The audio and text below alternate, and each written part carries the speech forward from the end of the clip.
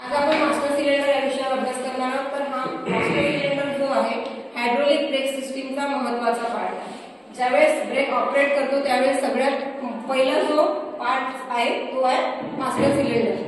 त्याच्यानंतर त्याचे उद्देश जे आहे मेकॅनिकल प्रेशरचे हायड्रोलिक प्रेशरमध्ये रूपांतर करण्याचं काम कोण करताय? Master cylinder. त्याच्यानंतर संपूर्ण ब्रेक सिस्टीम ऑपरेट करण्यासाठी सुद्धा मास्टर सिलेंडर महत्त्वाचं कार्य करतो। तिसरा आहे ब्रेक पॅडल दाबताच ब्रेक सिस्टीम जी आहे ती चार्ज करते किंवा ब्रेक सिस्टीमला कार्यान्वित करते।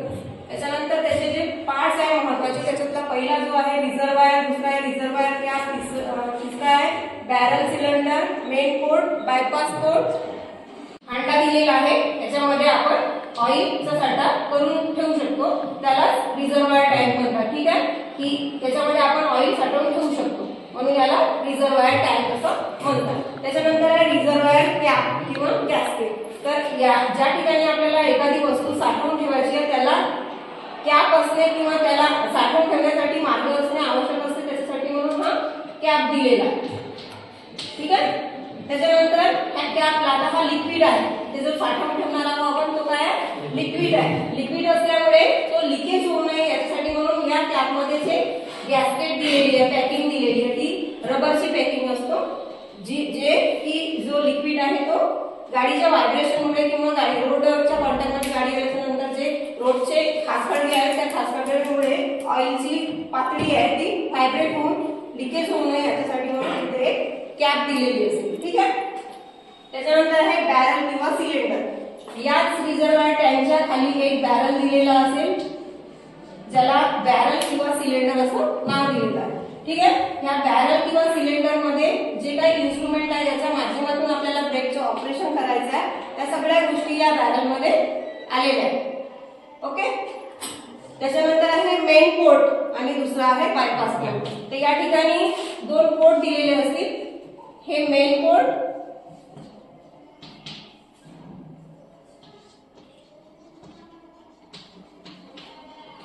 आणि हे जे आहे बायपास पोर्ट। ठीक आहे, अशा प्रकारचे दोन पोर्ट्स जे आहेत ते रिझर्वायर टँक आणि बॅरल या दोनला अटॅच दिलेले असतील। जो टँक मधला ऑइल आहे या ठिकाणी येईल तेव्हाच आपलं ब्रेक ऑपरेशन व्यवस्थित होईल म्हणून मी दोन पोर्ट इथे दिलेले आहेत। त्यानंतर आहे पुशरॉड। पुशरॉड जो आहे या साईडला दिलेला असेल बॅरल मध्ये पुशरॉड। ठीक आहे, हा जो पुशरॉड आहे हा डायरेक्ट ब्रेक पॅडलच्या लिंकेजेसची अटॅच असेल।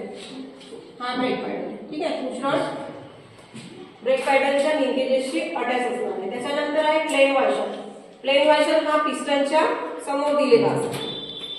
इथं पिस्टन आहे, या पिस्टनच्या समोरच्या बाजूला प्लेन वॉशर दिलेला असेल ज्याला आपण स्टार वॉशर, काही ठिकाणी प्लेन वॉशर, काही ठिकाणी स्टार वॉशर असा दिलेला असेल। तर स्टार किंवा स्टार वॉशर तो जो आहे पुशरॉडच्या लगतच दिलेला असतो, जो की पिस्टनची जी सेकंडरी रबर कॅप आहे, सेकंडरी आणि प्रायमरी अशा दोन रबर कॅप दिलेले, सेकंडरी रबर कॅप आणि प्रायमरी रबर कॅप। तर हा जो प्लेन वॉशर आहे तो पुशरॉडच्या लगत असतो, म्हणजे आतमध्ये असतो प्लेन वॉशर, आणि पुशरॉड हा बाहेरच्या बाजूने असतो।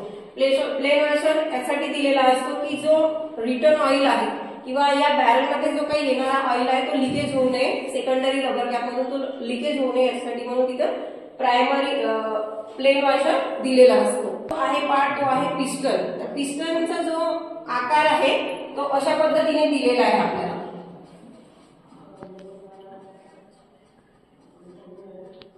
तर याचा जो हा मधला जो भाग आहे, या दोन भाग, हे समोरचा आणि मागचा जो भाग आहे तो सारख्या लेवलमध्ये दिलेला आहे आणि मधला जो भाग आहे तो त्याचा जो डायमीटर आहे या दोन पार्ट्स पेक्षा कमी दिलेला आहे।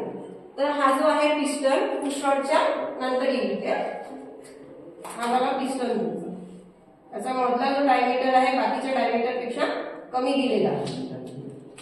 नंतर जो येणारा पार्ट आहे तो स्टार वॉशर, त्याला फ्लोप वॉशर असं म्हणतात। हा फ्लोप वॉशर जो आहे पितळेचा बनलेला असतो आणि या वॉशरचं कार्य एवढंच आहे की ऑइलचा जो प्रेशर आहे तो येणारा जो प्रेशर आहे तो वाढविण्यासाठी हा फ्लोप वॉशर किंवा स्टार वॉशर इथे दिलेला असतो। तो पिस्टनच्या समोर दिलेला असतो। इथे रबर कॅप दिलेली असेल, त्या रबर कॅपच्या समोरच्या बाजूला हा जो स्टार वॉशर त्याला दुसरं नाव आहे फ्लफ वॉशर तो दिलेला असतो. त्याचा मेटल जो आहे तो पितळेचा असतो आणि फक्त प्रेशरला वाढविण्यासाठी तो दिलेला असतो.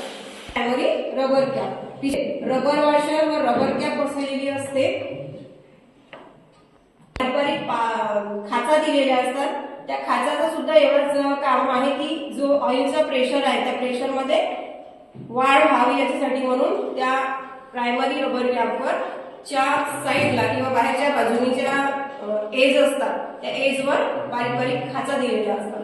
त्याच्यानंतर पिस्टन रिटर्न स्प्रिंग आहे. पिस्टन रिटर्न स्प्रिंगचं एवढंच काम आहे की ज्यावेळेस ड्रायव्हर ब्रेकवरचा फोर्स काढेल किंवा ब्रेक पॅडल रिलीज करेल त्यावेळेस बाकीच्या ज्या काही इन्स्ट्रुमेंट दिलेल्या किंवा जे काही पार्ट्स आपण आतापर्यंत सांगितले इथं त्या रिटर्न स्प्रिंगच्या माध्यमातून स्वतःच्या पोझिशन मध्ये म्हणजे आहेत त्या पोझिशनवर त्याच्या रिअल पोझिशन मध्ये ज्यावेळेस ऑपरेट होतो त्यावेळेस त्याची पोझिशन जी आहे किंवा रिटर्न स्प्रिंग जी आहे ती कार्यान्वित होते आणि पॅडल रिलीज केल्याच्या नंतर जे पार्ट्स आहेत ते आपल्या ओरिजिनल कंडिशन मध्ये येतात. आणि इथं जो स्टार वॉशर दिलेला असेल किंवा प्लेन माध्यमातून बाकीचं जो ऑइल आहे ब्रेक रिलीज केल्याच्या नंतर चेक वॉल्व जो आहे तो ओपन होतो आणि ऑइल रिटर्न मास्टर सिलेंडरच्या बायपास मधून रिझर्वायर मध्ये जमा होतो.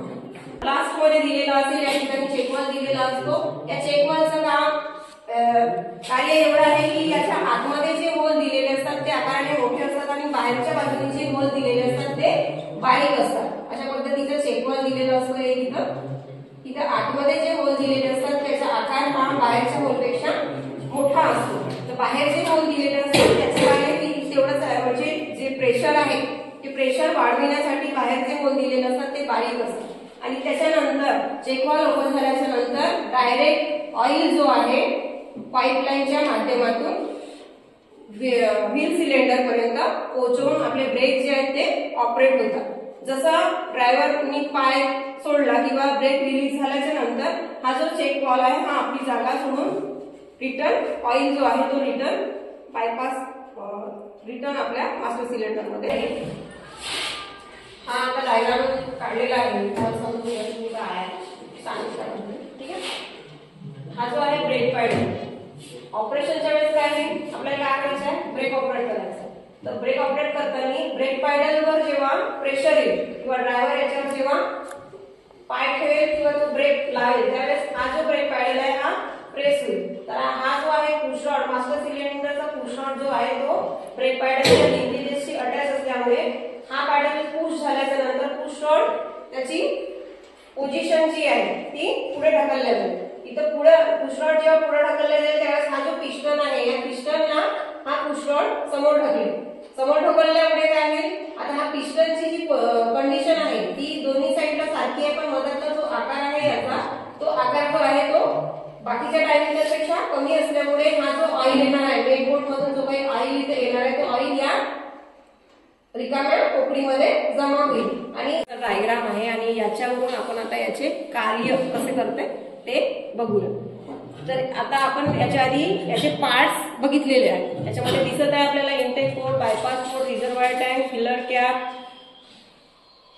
Break lines, hall seat, return spring, piston आणि तो function of master cylinder. Master सिलेंडरचे कार्य कशा पद्धतीने चालते ते बघू आपण.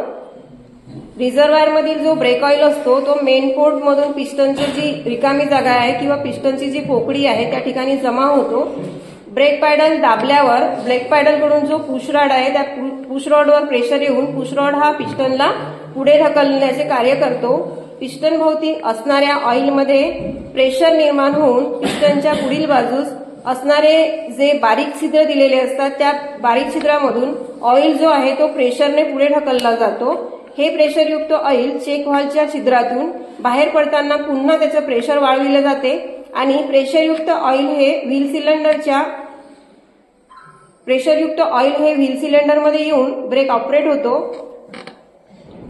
त्यानंतर ब्रेक पॅडल सोडल्यानंतर किंवा ब्रेक पॅडल रिटर्न आपल्या जागेवर आल्यानंतर मास्टर सिलेंडरमधील जी रिट्रॅक्टिंग स्प्रिंग असते किंवा रिटर्न स्प्रिंग असते ती रिटर्न स्प्रिंग पिस्टन मागील बाजूस त्या स्प्रिंगमुळे पिस्टन जो आहे तो मागील बाजूस येतो, त्यामुळे पुढील बाजूस पोकळी निर्माण होते. याच वेळी जी रिट्रॅक्टिंग स्प्रिंग आहे त्या रिट्रॅक्टिंग स्प्रिंगमुळे ब्रेक शू जे आहेत ते मूळ जागेवर येतात व पिस्टन कडून ऑइलमध्ये जो प्रेशर निर्माण होतो तो प्रेशर ऑइल मास्टर सिलेंडरकडे परत येण्यासाठी वापरला जातो. यावेळी चेकवाल जो आहे तो आपली जागा सोडतो किंवा तो ओपन होतो आणि रिटर्न ऑइल जो आहे तो रिझर्वायरमध्ये बायपास मार्गे रिझर्वायरमध्ये जमा होतो. अशा पद्धतीने मास्टर सिलेंडरचं कार्य किंवा त्याचं ऑपरेशन चालतं.